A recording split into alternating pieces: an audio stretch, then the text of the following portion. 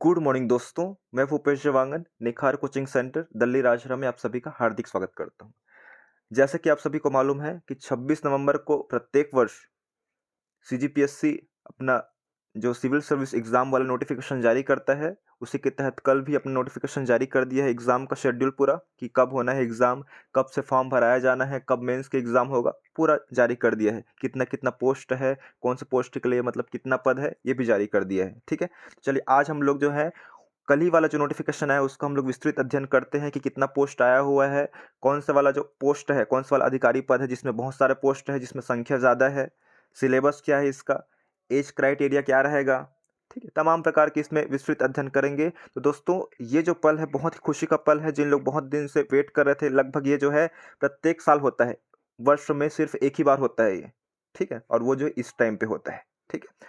तो इसमें हम लोग अगर आप लोग तैयारी करना चाहते हैं सीजीपीएससी एग्ज़ाम की, तो वीडियो में लास्ट तक बने रहिएगा। हम लोग पूरा प्रोसेस भी देखेंगे, इसमें कौन-कौन सा प्रोसेस होता है और आप कैसे अधिकारी बन सकते हैं, ठीक है? क्योंकि ये राज्य स्तरीय सबसे बड़ा एग्ज़ाम होता है, ठीक है? चलिए, तो शुरू करते हैं राज्य सेवा परीक्षा 2024, ठीक है? चलिए, तो इसमें लिखा हुआ है देखिए कि प्रारंभिक परीक्षा की तिथि, देखिए प्रीलिम्स एग्ज़ाम कब होगा, सबके बारे में बात करेंगे कि एग्ज़ाम कैसे होता है, कहाँ होता है, ऑफलाइन होता है कि ऑनलाइन होता है, सभी तमाम प्रकार की हम लोग बात करेंगे इसमें। सबसे पहले इसमें लिखा हुआ है उसके अनुसार चलते हैं हम लोग। तो प्रारंभिक परीक्षा, दोस्तों इसमें जो है 3 परीक्षा होते हैं मुख्यतः। एक प्रारंभिक परीक्षा होता है जिसको प्रीलिम्स एग्ज़ाम बोला जाता है, प्री एग्ज़ाम, ठीक है? दूसरा एग्ज़ाम होता है इसको पास जो कैंडिडेट प्रारंभिक परीक्षा उत्तीर्ण कर लेते हैं या पास कर लेते हैं, उन लोग जो है मेंस एग्ज़ाम या मुख्य परीक्षा देते हैं, ठीक है? और जो स्टूडेंट लोग या जो कैंडिडेट्स लोग मुख्य परीक्षा भी पास कर लेते हैं, उन लोग इंटरव्यू देते हैं। इंटरव्यू इसका लास्ट प्रोसेस रहता है। तो सबसे पहले इंपॉर्टेंट यही है कि आपको प्रीलिम्स एग्ज़ाम पास करना। तो प्रीलिम्स एग्ज़ाम इसका परीक्षा कब है देख लीजिए, 9 फरवरी 2025 को है, ठीक है? 9 फरवरी को है। इसमें 2 पेपर होते हैं दोस्तों, ठीक है ना? पहला पेपर होगा जीएस का पेपर होगा और दूसरा पेपर होगा सीसेट का होगा। सीसेट मतलब मैथ्स, रीजनिंग और लैंग्वेज रहता है हिंदी और छत्तीसगढ़ी वाला, ठीक है? तो चलिए देखते हैं इसमें जो प्रारंभिक परीक्षा होगा उसका टाइमिंग क्या रहेगा, सुबह 10 से 12 बजे तक रहेगा। एक दिन में आपका 2 पेपर होने वाला है, ठीक है ना? और दूसरा पेपर जो है उसी दिन 3 बजे से 5 बजे तक होगा, ठीक है ना? और ये जो है दोस्तों एक ही सेंटर में होगा, ठीक? अलग-अलग सेंटर में जाना नहीं पड़ेगा, ठीक है? एक ही सेंटर में होगा, जिस सेंटर में भी आपको प्रारंभिक परीक्षा का तिथि मिले, मतलब वो मिले सेंटर आपको, तो उसी उसी बिल्डिंग में और उसी जगह आपको दोनों पेपर होगा, लेकिन इसमें गैप रहेगा 3 घंटे का, ठीक है? सेकंड पेपर के लिए। चलिए, आगे फिर बात करते हैं प्रीलिम्स एग्ज़ाम के बाद जो मुख्य परीक्षा है इसका, मतलब जो मेंस एग्ज़ाम है वो कब होगा, तो 26, 27, 28 एवं 29 जून, ठीक है? इसमें टोटल 7 पेपर होते हैं, एक दिन में 2 पेपर होते हैं, ठीक है? देखिए सबसे इम्पोर्टेंट बात ये है कि प्रारंभिक परीक्षा के लिए ऑनलाइन आवेदन भरने की तिथि कब से स्टार्ट है, तो 1 दिसंबर से स्टार्ट है। आज नवंबर है, 27 नवंबर हो गया, फिर दिसंबर लग जाएगा, ठीक है? तो 1 दिसंबर से शुरू रहेगा, वो कब तक चलेगा? 30, मतलब 30 दिन का टोटल समय रहेगा दोस्तों, ठीक है ना? इस बीच आपको भर लेना है और एकदम भले शुरू में ना भरेंगे, 1-2 दिन रुक कर भरेंगे, लेकिन जल्दी से भर लेंगे, अदरवाइज़ आप जानते हैं कि सेंटर फुल हो जाता है, ठीक है ना? फिर आपका जो मनचाहा जो जगह है, वो नहीं मिल पाएगा आपको, ठीक है? चलिए और बात करते हैं इसमें।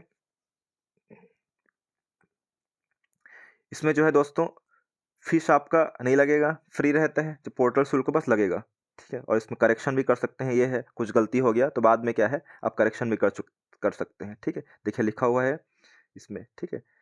और अगर फर्स्ट टाइम है आप लोग का, तो फॉर्म जो है दोस्तों बहुत ही सावधानी से आप लोग भरेंगे। देखिए इसमें लिखा हुआ है ऑनलाइन आवेदन में त्रुटि सुधार कार्य आवेदन की अंतिम तिथि के बाद, मतलब आवेदन कब तक है इसका, हम लोग पढ़े 1 तारीख से शुरू हो रहा है फॉर्म भरने का, 30 तारीख तक लास्ट है। 30 तारीख के बाद जो 31 तारीख आएगा, ठीक है ना? 31 तारीख से लगभग 2 तारीख तक, ठीक है ना? आप लोग क्या है त्रुटि सुधार कर सकते हैं। कुछ भी गलती है, मान लो नेम में गलती है, कुछ डाटा में गलती है, कुछ एड्रेस में गलती है, तो इसको आप सुधार कर सकते हैं। अगर इसमें भी आप नहीं सुधार कर पाए, ठीक है? तो का तो 3 तारीख देखिए लिखा हुआ है, ठीक है? आपको 2 मौका दिया जाएगा, एक 3 तारीख से लेकर 5 तारीख तक आप कर सकते हैं, लेकिन इसके लिए आप दोस्तों आपको ₹500 देना पड़ेगा। अगर पहले ही सुधार देते हैं इस ये वाले में कोई फीस नहीं लगेगा, ठीक है? तो ध्यान से भरना है, आपको फॉर्म इस तरह भरना है कि आपको त्रुटि सुधार की ज़रूरत पड़े ही ना पड़े, ठीक है ना? पड़े ही ना कभी। तो एकदम सावधानी से भरना है और कुछ भी इन्फॉर्मेशन रहेगी मुझसे पूछ सकते हैं। और बात करते हैं इसमें जो इम्पोर्टेंट पॉइंट है, 9 फरवरी की एग्ज़ाम है लिखा हुआ है, ठीक है। पद का नाम सबसे पहले देख लेते हैं, कितना पद है, कौन कौन सा इसमें बड़ा बड़ा पोस्ट है अधिकारी वाला। तो देखिए डिप्टी कलेक्टर का पद, ठीक है, ध्यान से देखिए दोस्तों, ये जो लिखा हुआ है उप जिला अध्यक्ष, यही होता है डिप्टी कलेक्टर का पद, ठीक है। डिप्टी कलेक्टर का टोटल हम लोग पद देखें तो कितने हैं, 7 है, ठीक है, टोटल 7 है। और इसका पेमेंट की बात करें हम लोग, डिप्टी कलेक्टर का पेमेंट कितना होता है मंथली, तो 56,100 रुपये, ठीक है, ये लिखा हुआ है। ये 7 पद में, ये जो 7 पद है उसमें से अनारक्षित के लिए, ठीक है ना, यूआर, अनारक्षित मतलब यूआर के लिए 3 पद है, अनुसूचित जाति के लिए 1 पद है, अनुसूचित जनजाति के लिए 2 पद है, और अन्य पिछड़ वर्ग के लिए 1 पद है। उसके बाद बात करें हम लोग तो डीएसपी का पद है, देखिए उप पुलिस अधीक्षक मतलब क्या होता है, डीएसपी का पद होता है, ठीक है ना। इसमें टोटल आपको पद कितने हैं, 21 पद है। इसका भी लेवल सेम है स्तर 12 का, ठीक है ना। इसमें भी पेमेंट सेम मिलेगा, लेकिन ये पुलिस लाइन में हो जाएगा और वो प्रशासनिक लाइन में हो जाएगा डिप्टी कलेक्टर जो है, ठीक है ना। इसमें हम लोग देखें तो अनरिजर्व के लिए कितना सीट है, 9 सीट है, ठीक है ना। अनुसूचित जनजाति के लिए 60 मतलब 7 सीट है, और अन्य पिछड़ वर्ग के लिए कितना सीट है इसमें देखिए, तो वह है दोस्तों 3 सीट है, ठीक है। इधर देख सकते हैं, आगे बढ़े, ये महिला वाला सीट है ना, इधर देख ले किसके किसके लिए रिजर्व है, देख सकते हैं एक बार। कुल रिक्तियों की वर्गवार संख्या है, इसको बांटा गया है। फिर महिलाओं के लिए आरक्षित पद है, फिर भूतपूर्व सैनिक वाला भी है, फिर क्या है हैंडीकैप्ड वो कोटा वाला भी है निःशक्त जन के लिए, ठीक है। और बात करें इसमें वित्त एओ अधिकारी, एओ अधिकारी का कितना पद है, 7 पद है, ठीक है। जिला आबकारी अधिकारी का 2 पद है टोटल। सहायक संचालक डायरेक्टर का 3 पद है टोटल। सहायक संचालक पंचायत एवं ग्रामीण विकास विभाग, इसका 1 पद है। सहायक संचालक जिला महिला एवं बाल विकास अधिकारी 2 पद है। सहायक संचालक समाज कल्याण विभाग का 7 पद है, ये भी ज़्यादा है, ठीक है ना। और बाल परियोजना अधिकारी है, अधीनस्थ सेवा अधिकारी है, देखिए बहुत पद है दोस्तों। इसको देखिए, ये जो पद बहुत सारा है, छत्तीसगढ़ अधीनस्थ लेखा सेवा अधिकारी, ठीक है, 32 पद है दोस्तों, बहुत इंपॉर्टेंट है, ठीक है ना। इसमें दोस्तों जितने भी पद हम लोग देख रहे हैं सब अधिकारी पद है, ठीक है, छोटा पद कोई नहीं है इसमें, ठीक है। नायब तहसीलदार का पद देखिए कितने हैं, 10 है, ठीक है। राज्य कर निरीक्षक का बहुत ज़्यादा है, देखिए टैक्स वाला कमिश्नर, ठीक है, ये वाला इंस्पेक्टर जो है 37 पद है। देखिए आबकारी उप निरीक्षक दोस्तों, आबकारी एक्साइज ऑफिसर, इसका कितना पद है, 90 पद है दोस्तों, बहुत ज़्यादा है, देखिए बहुत ज़्यादा है, ठीक है ना। तो वर्दी वाला पद हम लोग देखेंगे अगर, ठीक है, तो डीएसपी का खुद कितना है, 21 पद है, ठीक है ना। और इधर देखिए आबकारी उप निरीक्षक 90 पद है दोस्तों, ठीक है ना, बहुत ही ज़्यादा है। सहायक जेल विभाग, इसका भी 7 पद है। तो टोटल पद देखेंगे हम लोग, कितना पद निकाला है सीजीपीएससी जो है, 246 पद निकाला है, ठीक है, आगे बढ़ भी सकता है, ठीक है ना। ठीक है, तो 246 पद है दोस्तों, बहुत इंपॉर्टेंट है। जिसमें से अनारक्षित के लिए कितना पद है, 96 पद है, ठीक है, याद रखना ये सब। तो सबसे बड़ा पद कौन सा है देख सकते हैं आप लोग, इधर जो लाइन्स है वही सबसे बड़ा पद है, डिप्टी कलेक्टर का पद, डीएसपी का पद, एओ अधिकारी मतलब अकाउंटेंट ऑफिसर, जिला आबकारी अधिकारी, ठीक है, ये सब दोस्तों बहुत ही इंपॉर्टेंट पद है।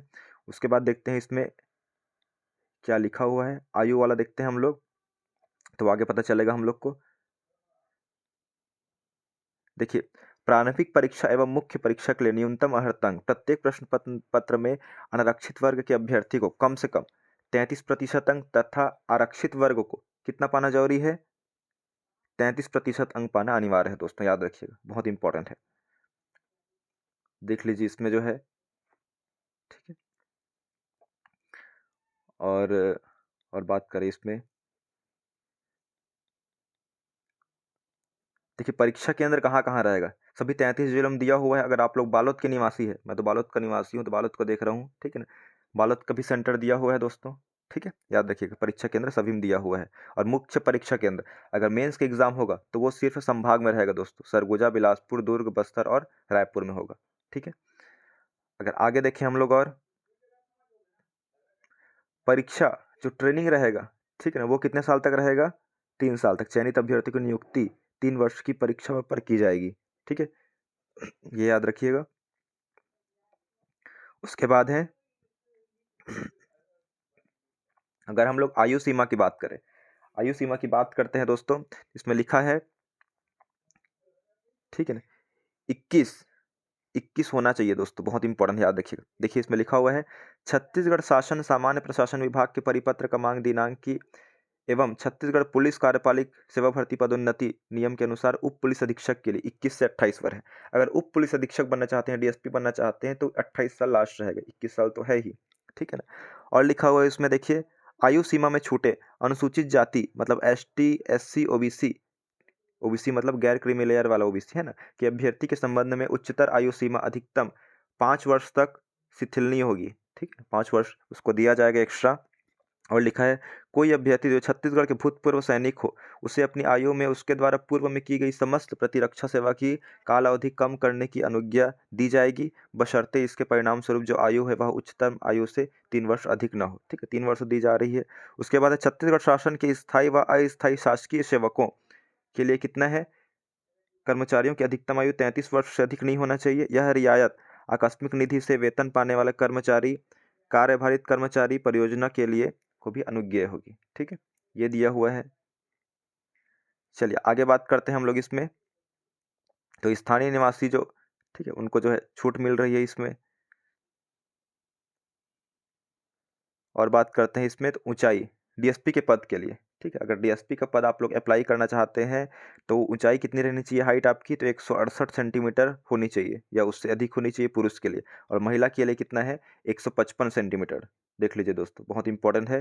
पुरुष के लिए 168 सेंटीमीटर से अधिक या 168 सेंटीमीटर भी चलेगा, और महिलाओं के लिए 155। ये सिर्फ डीएसपी के लिए है, ठीक है, बाकी के लिए हाइट हाइट की कोई ज़रूरत नहीं है, ठीक है।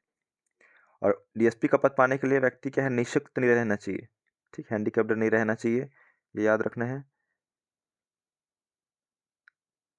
और देखिए, उप पुलिस अधीक्षक के अतिरिक्त अन्य पदों के लिए निर्धारित आयु सीमा, इसकी अगर बात करें तो आयु सीमा की बात करते हैं। इसमें लिखा हुआ है, अभ्यर्थी की आयु कितनी रहनी चाहिए, 21 वर्ष रहनी चाहिए, ठीक है, तभी वो एलिजिबल होगा, किंतु 30 वर्ष से अधिक ना हो। परंतु छत्तीसगढ़ शासन सामान्य प्रशासन विभाग के परिपत्र के अनुसार मूल निवासी, स्थानीय मूल निवासी अभ्यर्थियों के लिए अधिकतम आयु 35 वर्ष निर्धारित की गई है दोस्तों, 35 वर्ष है, ठीक है ना। किंतु इसमें जो लिखा हुआ है, दिनांक इतने शिक्षित बेरोजगारों के हित को दृष्टिगत रखते हुए राज्य शासन द्वारा छत्तीसगढ़ राज्य के स्थानीय निवासियों को अधिकतम 35 वर्ष की आयु में 5 वर्ष की छूट होगी, ठीक है ना, 5 वर्ष की छूट मतलब 40 साल बोल रहा है आगे इधर, ठीक है, ये बोल रहा है इधर। उसके बाद है, इधर लिखा हुआ है, छत्तीसगढ़ के, देखिए और लिखा हुआ है इसमें, छत्तीसगढ़ के अन्य विशेष वर्ग जैसे एसटी, एससी, ओबीसी, महिला हो गया, निःशक्तजन आदि के लिए अधिकतम आयु सीमा छूट में वे छूट लागू होगी, वे छूट लागू रहेगी, किंतु सभी छूटों को मिलाकर उनके लिए अधिकतम आयु सीमा 45 वर्षों से अधिक नहीं होगी। 45 साल है दोस्तों, बहुत इंपॉर्टेंट है, देखिए, ठीक है ना। आप लोग एसटी, एससी, ओबीसी या फिर अन्य पिछड़ा वर्ग है, महिला है, हैंडीकैप्ड है, निःशक्तजन है, तो आप लोग जो है 45 साल तक, ठीक है, ये जो है इस परीक्षा का मतलब एग्जाम दे सकते हैं, 45 साल तक, याद रखना है, बहुत इंपॉर्टेंट है। उसके बाद है, छत्तीसगढ़ शासन के स्थायी एवं अस्थायी शासकीय सेवकों के लिए अधिकतम आयु 48 मतलब 38 वर्ष से अधिक नहीं होनी चाहिए, यह रियायत है, किंतु 45 वर्ष क्या है, मेनली याद रखना है, 45 वर्ष होना चाहिए अधिकतम, ठीक है। अगर गवर्नमेंट जॉब में भी है, जनरल वर्ग के हैं, कोई मान लो कैंडिडेट कोई मेल है जनरल वर्ग के, ठीक है ना, उन लोग अगर शासकीय सेवा में है या अशासकीय सेवा में, तो उनको एक्सटेंशन दिया जाएगा, 45 वर्ष तक उन लोग फॉर्म भर सकते हैं, ऐसा बोला जा रहा है इसमें। और बात करें इसमें, तो ये इधर लिखा हुआ है, ठीक है, हाइट इसका लिखा हुआ है। ये सब क्या है, वर्दी वाला पद है, वर्दी वाला पद पद ही बहुत सारे आए हुए हैं, जैसे देखें आप लोग, उप पुलिस अधीक्षक है, आबकारी अधिकारी है, सहायक जेल अधीक्षक है, आबकारी उप निरीक्षक, ये सब के लिए हाइट इतना दिया जाएगा, देखिए सीना फुलाने पे, अब देख सकते हैं आप लोग इसको। उसके बाद देखते हैं हम लोग अन्य महत्वपूर्ण, इसमें कुछ ज़्यादा इंपॉर्टेंट नहीं है, ठीक है। देखिए लिखा हुआ है इसमें, ऑनलाइन आवेदन शुल्क कितना लगेगा, तो लिखा हुआ है, छत्तीसगढ़ राज्य के बाहर निवासी आवेदकों के लिए 400 रुपये लिया जाएगा, जो छत्तीसगढ़ के बाहर से हैं, ठीक, छत्तीसगढ़ के निवासी नहीं है। और छत्तीसगढ़ राज्य के स्थानीय निवासी आवेदकों को कोई परीक्षा शुल्क नहीं लिया जाएगा दोस्तों, ये इंपॉर्टेंट है, ठीक है, ये पूरा बता दिया गया है, ठीक है। और बात करें हम लोग इसमें, तो ये तो परिपत्र है, सिलेबस की डायरेक्ट बात करते हैं हम लोग।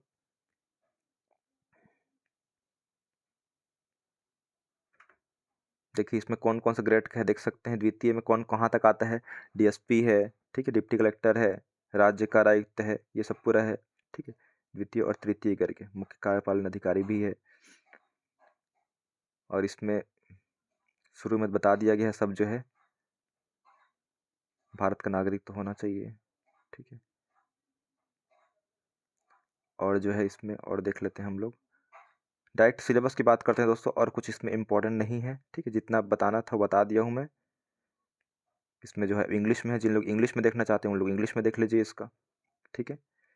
देखिए परीक्षा की बात करें, अब देखिए डायरेक्ट हम लोग परीक्षा की बात करते हैं, प्रारंभिक परीक्षा, मेंस परीक्षा और इंटरव्यू। तो प्रारंभिक परीक्षा दोस्तों बहुत इंपॉर्टेंट, देखिए प्रारंभिक परीक्षा प्री का एग्जाम कब होने वाला है, 9 फरवरी को होने वाला है। 2 घंटे की रहेगी वो एग्जाम, ठीक है ना। अवधि के लिए 2 अनिवार्य प्रश्न पेपर होंगे, एक ही पेपर को नहीं देना है आपको, ठीक है। पता चला एक पेपर दे के आ गए हैं और एक पेपर बहुत अच्छा बना है, सेकंड पेपर को दिए से नहीं है, तो फिर कोई मतलब नहीं होगा। दोनों पेपर को आपको देना होगा। और जो सेकंड पेपर होगा सी सेट का, वो क्वालिफाइंग रहेगा। अगर वो वीडियो देखे नहीं है ठीक से तो पुराना ही मेरा 1-2 वीडियो पुराना ही वाला वीडियो होगा जिसमें बनाया हुआ हूँ, उसमें देख सकते हैं आप लोग यूट्यूब पे, ठीक है। बहुविकल्पीय मतलब जो है मल्टीपल चॉइस वाला क्वेश्चन होंगे ऑब्जेक्टिव टाइप के, ठीक है। प्रत्येक प्रश्न में 4 विकल्प होंगे, ठीक है ना। और गलत उत्तर देने पर नकारात्मक अंक भी कटेंगे। और कितना कटेंगे, 1/3 कटेंगे दोस्तों, बहुत इंपॉर्टेंट है, 1/3 कटेंगे, ठीक है ना। और हम लोग बात करें कि फर्स्ट पेपर में कितने क्वेश्चन आएंगे, 100 क्वेश्चन आएंगे।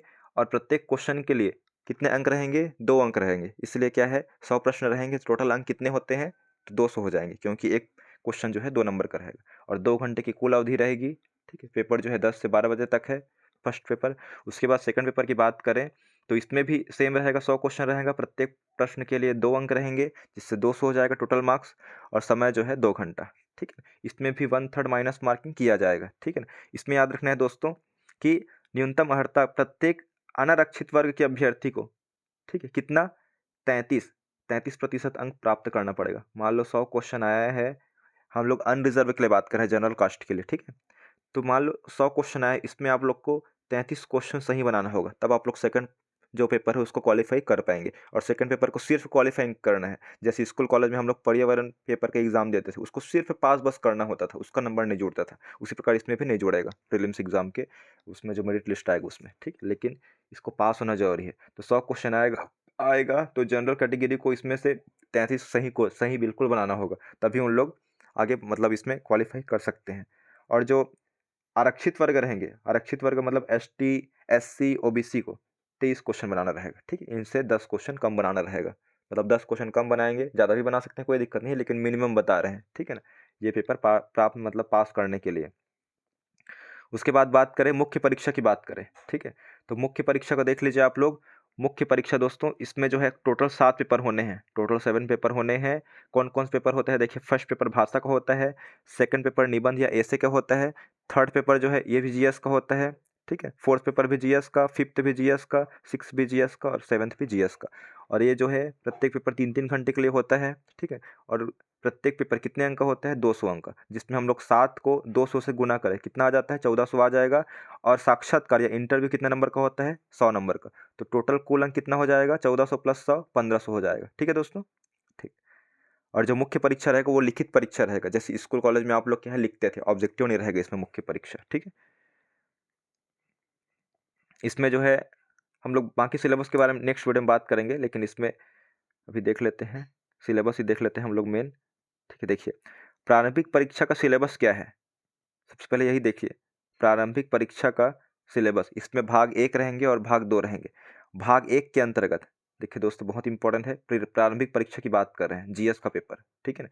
जीएस का पेपर की बात कर रहे हैं, जीएस प्री का पेपर। तो इसमें देखिए भारत की इतिहास, ठीक है, भारत की इतिहास एवं भारत का स्वतंत्रता आंदोलन। उसके बाद है भारत का भौतिक सामाजिक आर्थिक भूगोल, ये भूगोल भी है भारत का, ठीक है।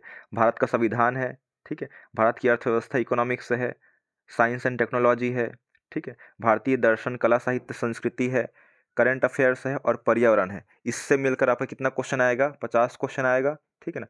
और बाकी जो 50 क्वेश्चन है वो किससे आएगा, सिर्फ आपके छत्तीसगढ़ से ही आएगा, छत्तीसगढ़ के समान आएगा, जिसके अंतर्गत छत्तीसगढ़ का इतिहास, स्वतंत्रता आंदोलन, छत्तीसगढ़ का योगदान, छत्तीसगढ़ का भूगोल, जलवायु, जनगणना, पुरातात्विक केंद्र, पर्यटन स्थल। उसके बाद है छत्तीसगढ़ का साहित्य, नृत्य, कला, संस्कृति, जनौला, मुहावरा। उसके बाद है छत्तीसगढ़ की जनजाति, विशेष परंपरा, तीज त्यौहार। उसके बाद है वन कृषि वाला हो गया, उद्योग, खनिज संसाधन, करंट अफेयर रहेंगे, पंचायती राज रहेगा। इससे मिलकर 50 क्वेश्चन आएगा। तो आप लोग देखेंगे सबसे ज़्यादा वेटेज की बात करें तो छत्तीसगढ़ का ही है, क्योंकि छत्तीसगढ़ के सिर्फ 50 क्वेश्चन इसी से ही आने वाले हैं। तो आप लोग अगर छत्तीसगढ़ का अच्छे से तैयारी करते हैं तो आपको फुल चांस रहेगा सिलेक्शन का, मतलब प्रीलिम्स एग्जाम निकालने का, ठीक है। क्योंकि अगर इस भाग में हम लोग बात करें, इससे भी 50 क्वेश्चन आएंगे, लेकिन इसमें क्या है, सब अलग अलग दिया हुआ है, कम कम क्वेश्चन आएगा। जैसे भारतीय इतिहास भी दिया हुआ है, इसी में संविधान भी दिया हुआ है, इकोनॉमिक्स भी दिया हुआ है, साइंस भी दिया हुआ है, करंट अफेयर्स भी दिया हुआ है, इन्वायरमेंट भी दिया हुआ है। अपने आप में भारतीय इतिहास क्या है, प्राचीन इतिहास, मध्यकालीन इतिहास और आधुनिक इतिहास, इसको पूरा पढ़ना पड़ेगा, ठीक है ना। तो उससे फिर कितना क्वेश्चन आएगा, 7-8 क्वेश्चन आएंगे, 6-7 क्वेश्चन। सबसे ज़्यादा वेटेज जो है रहता है दोस्तों छत्तीसगढ़ सामान्य ज्ञान की, इसको अच्छे से पढ़ लीजिए, 50 क्वेश्चन डैम श्योर इसी से आने वाले हैं, ठीक है। उसके बाद बात करें हम लोग सेकंड पेपर की, सी सेट की बात करें, ठीक है। तो सी सेट की बात करें, इसमें क्या क्या आएगा, संचार कौशल, पारंपरिक कौशल, तार्किक विश्लेषणात्मक क्षमता, निर्णय निर्माण वाला रहेगा, ठीक है। सामान्य मानसिक योग्यता रहेगा, रीजनिंग, हिंदी भाषा रहेगा, छत्तीसगढ़ी भाषा रहेगा, और ये आंकड़ा वाला रहेगा सब, ठीक है। जो मैथ्स में पढ़ते हैं वो सब रहेगा, इसमें पास बस करना रहेगा, ठीक है दोस्तों। तो आशा करता हूँ ये वीडियो आप लोग को अच्छा लगा होगा। इसका नोटिफिकेशन मैं ग्रुप में डाल दिया हूँ व्हाट्सअप के, उसमें जाके देख लीजिएगा, ठीक है। तो आप लोग फॉर्म भरना स्टार्ट कब से हो रहा है आप लोग का, तो फिर 1 दिसंबर से स्टार्ट हो रहा है, 30 दिसंबर तक रहेगा, 30 दिन का समय रहेगा। उस बीच आप कभी भी फॉर्म भर सकते हैं। और आपसे यही दरख्वास्त है कि फॉर्म जो है, जैसे 1 तारीख से स्टार्ट हो रहा है, कम से कम 3, 4, 5 तारीख से भरना आप लोग स्टार्ट कर दें। अदरवाइज लास्ट टाइम भरते हैं तो सेंटर फुल हो जाया रहेगा। मान लो जैसे मैं बालोद जिले का हूँ, लास्ट टाइम भरूंगा तो बालोद जिला फुल भी हो सकता है, ठीक है। जैसे रायपुर दुर्ग फुल हो ही जाता है, उसके बाद फिर दूसरा साइड दे देते हैं सेंटर, इधर बस्तर साइड, तो सरगुजा साइड, ठीक है ना। तो आप लोग को परीक्षा दिलाने में, सेंटर खोजने में बहुत दिक्कत हो, उसका सामना करना पड़ सकता है, ठीक है।